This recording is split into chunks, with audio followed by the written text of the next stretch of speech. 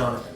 Now, as you can see, this week we're actually filming at the Fallentimber Meadery in Water Valley, Alberta. This week we're going to be reviewing a brand new #1 that's come out from Marvel called the Ultimates. It's kind of like a different twist on an Avengers. And we're going to be pairing it with a honey kolsch that is a mead braggot from Fallentimber. Glad you could join us.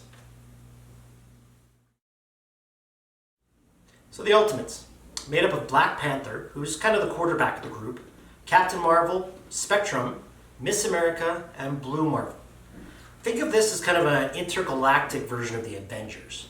Their mandate is to solve the problems of cosmic scope. So that's the big time stuff. Now in this very first episode, they go up about as big as it gets. They go up against Galactus.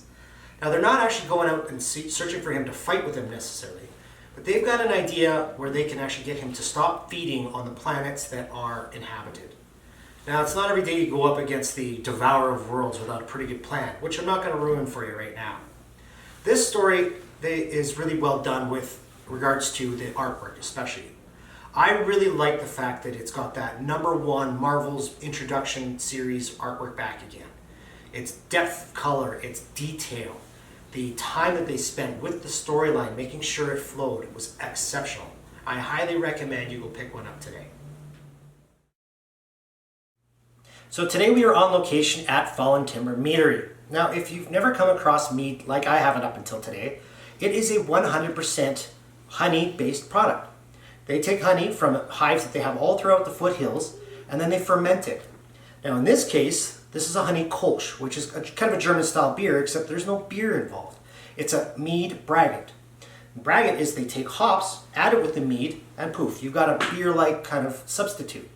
Now one of the great things about this, other than the flavor, it's very nice, very effervescent, it's got great carbonation, is that it is 100% gluten-free. Thus, it doesn't make you feel all bloated and full when you're done.